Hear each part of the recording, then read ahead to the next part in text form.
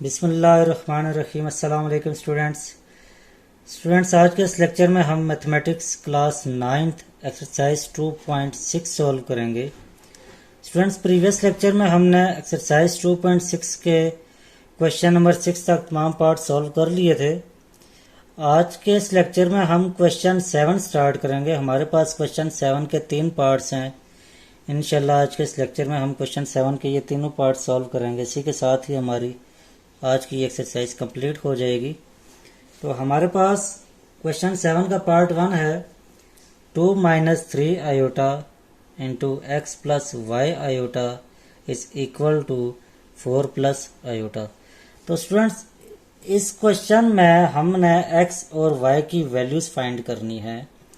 तो एक्स और वाई की वैल्यूज फाइंड करने के लिए मैं क्या करूंगा कि लेफ्ट हैंड साइड पे ये जो दो ब्रैकेट्स हैं इनको सिंप्लीफाई करूंगा। ये आपस में यहाँ अभी मल्टीप्लाई हो रही हैं, तो जब मैं इनको सिंप्लीफाई करूंगा 2x से मल्टीप्लाई होगा तो ये हो जाएगा 2x, फिर 2 को y आयोटा से मल्टीप्लाई करूंगा तो ये हो जाएगा प्लस 2y आयोटा, फिर -3 आयोटा को x से मल्टीप्लाई करूंगा तो ये हो जाएगा -3x iota, and -3 iota plus y iota ये हो जाएगा -3y आयोटा का square is equal to 4 plus iota, same as it is ऐसे ही लिख दिया है राइट साइड पे। तो अब स्टूडेंट्स देखें, मजीद अगर मैं इसको सिंप्लीफाई करूं तो 2x plus 2y iota minus 3x iota minus 3y iota square की वैल्यू स्टूडेंट मेरे पास -1 होती है, तो आयोटा स्क्वायर की जगह मैंने यहाँ पे -1 पुट कर दिया is equal to 4 plus iota, same as it is ऐसे ही लिख दिया यहाँ पे। अब स्टूडेंट्स इसको सिंप्लीफाई करते हैं, बाकी तमाम वैल्यू को ऐसे ही लिखता हूँ 2x plus 2y iota minus 3x iota, ये माइनस माइनस प्लस हो जाएगा 3y is equal to 4 plus iota. अब स्टूडेंट्स हमने real part and imaginary part को अलग अलग करना है। Real part and imaginary part. Students, हमारे पास रियल पार्ट क्या है? रियल पार्ट वो होता है जिसके साथ आयोटा ना हो, और इमेजिनरी पार्ट वो होता है जिसके साथ आयोटा मौजूद हो। तो अब अगर हम देखें लेफ्ट हैंड साइड पे मेरे पास रियल पार्ट कौन कौन सा आ रहा है? 2x and 3y। तो यहाँ पे मेरे पास रियल पार्ट क्या आ जाएगा students? 2x plus 3y is equal to के इधर मेरे पास रियल पार्ट आ रहा है 4। तो यहाँ से देखें मेरे पास ये इक्वेशन बन जाएगी 2x plus 3y minus 4 is equal to 0। अब ऐसे ही अगर हम इमेजिनरी पार्ट की बात करें तो राइट हैंड साइड पे मेरे पास इमेजिनरी पार्ट आयोटा है एंड लेफ्ट साइड पे मेरे पास imaginary part 2y minus 3x है। तो देखें 2y minus 3x is equal to iota के साथ कुछ नहीं है तो क्या आएगा यहाँ पे 1। स्टूडेंट्स, एक बात का खास ख्याल रखना है कि जब हम इमेजिनरी पार्ट को लिखेंगे तो हमने आयोटा के साथ जो टर्म होगी हमने जस्ट वो लिखनी है, आयोटा को हम साथ नहीं लिखेंगे। आयोटा वाली जो वैल्यू होती है वो इमेजिनरी पार्ट कहलाती है। तो यहाँ पे आयोटा के साथ जो टर्म्स होगी हमने जस्ट वही लिखनी है, आयोटा को साथ नहीं लिखना। तो इसको अगर मैं अरेंज करूँ तो ये इसको मैं ऐसे भी लिख सकता हूँ -3x plus 2y minus 1 is equal to 0। ये +1 इधर आके -1 हो जाएगा। 3x को हमने पहले लिख दिए, 2y को बाद में लिख दिए। अब मेरे पास ये दो इक्वेशंस बन गए स्टूडेंट्स। एक इक्वेशन मेरे पास ये बन गया, इसको मैं इक्वेशन 1 का नाम दे देता हूँ।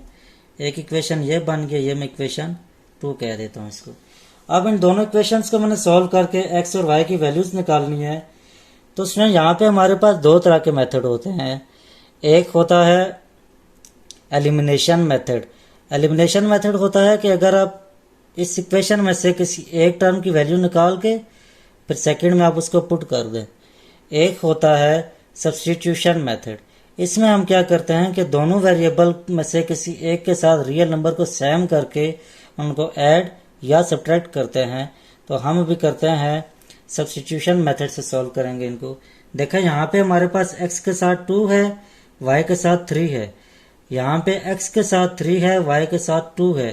तो अगर मैं इस इक्वेशन को मल्टीप्लाई करूं, इस वाली इक्वेशन को अगर मैं मल्टीप्लाई करूं 2 के साथ, या इस इक्वेशन को मैं मल्टीप्लाई करता हूं 3 के साथ x वाली वैल्यू को सेम करने के लिए, तो यहाँ पे मेरे पास x के साथ 6 आ जाएगा। देखें, मल्टीप्लाइंग बाय 3, और इसको अगर मैं मल्टीप्लाई करूं मल्टीप्लाइंग बाय 2, तो देखें अब मेरे पास ये वैल्यू सेम आ जाएंगी इसकी। यहाँ पे देखें क्या हो जाएगा, इसको जब मैं 3 से मल्टीप्लाई करूंगा, 3 into 2x plus 3y minus 4 is equal to 0।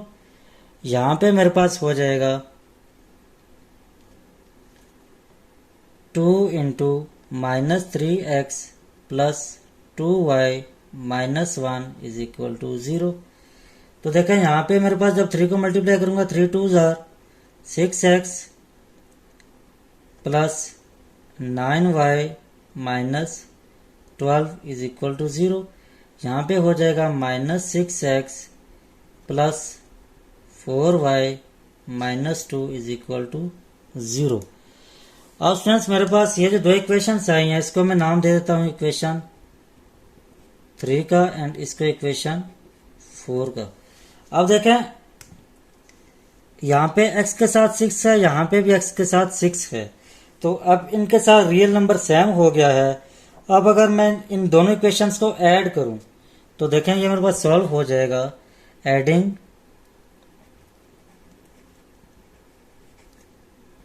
Equation 3 and 4, मैं इक्वेशन 3 और 4 को ऐड कर लेता हूं, तो मेरे पास क्या आ जाएगा।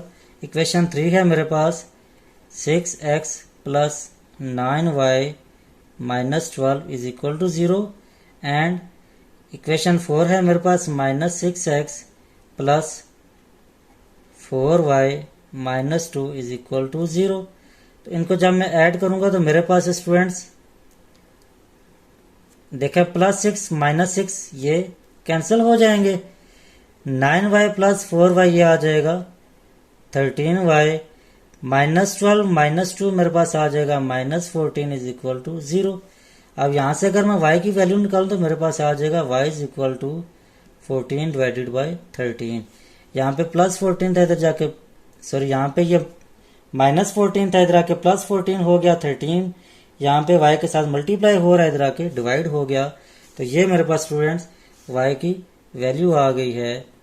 अब मैंने इस y की वैल्यू की मदद से x की वैल्यू फाइंड करनी है।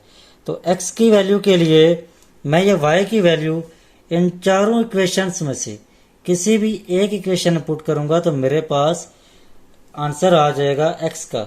तो अब देखें अगर मैं इसको पुट कर देता हूं, इस वैल्यू को मैं पुट करता हूं इक्वेशन 1 में पुट कर देता हूं, ठीक है। पुट y इन इक्वेशन 1, इसको जब मैं इक्वेशन 1 में पुट करूंगा तो मेरे पास क्या आ जाएगा।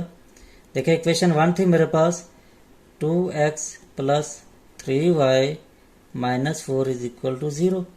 ये हो जाएगा 2x plus 3 into 14 divided by 13 minus 4 is equal to 0। y की जगह पे मैंने 14 डिवाइडेड बाई 13 पुट कर दिए। अब देखें स्टूडेंट्स ये हो जाएगा 2x प्लस 14 को जब मैं 3 से मल्टीप्लाई करूंगा तो मेरे पास क्या आ जाएगा स्टूडेंट। 14 3 था मेरे पास आ जाएगा 42 and divided by 13 minus 4 is equal to 0। अब मैं क्या करता हूं कि इन दोनों वैल्यूज को उठा के उधर ले जाता हूं। तो स्टूडेंट्स ये वैल्यू आई है मेरे पास 2x is equal to minus 42 divided by 13 plus 4। उसका जब हमने सिंप्लीफाई किया तो ये वैल्यू आई। अब हम इसको सॉल्व करेंगे। देखें 4 के नीचे कुछ नहीं है तो 1 होगा। ये 2x इज इक्वल टू, इसका जब मैं एलसीएम लूंगा तो 13 आ जाएगा। यहाँ पे माइनस 42 प्लस 13 को जब 4 से मल्टीप्लाई करूंगा तो ये मेरे पास आ जाएगा 52। अब students 2x is equal to 52 में से जब मैं 42 को माइनस करूंगा तो 10 आ जाएगा, 10 डिवाइडेड बाय 13। अब देखें ये 2 यहाँ पे मल्टीप्लाई हो रहा है, इधर आके क्या हो जाएगा divide, x is equal to 10 divided by 2 multiply 13। इसकी हम कटिंग कर देते हैं तो ये मेरे पास आंसर आ जाएगा x is equal to 5 divided by 13। ये स्टूडेंट मेरे पास x की वैल्यू आ गई है। y की वैल्यू मेरे पास आई थी 14/13, x की वैल्यू मेरे पास आ गई है 5/13। ये मेरे पास इसका आंसर आ गया स्टूडेंट्स। पार्ट 2 सेम है, उसको आप खुद सॉल्व करने की कोशिश कीजिएगा। हम पार्ट 3 को सॉल्व करते हैं। 3 + 4 आयोटा का whole square -2 × x + y iota is equal to x + y iota.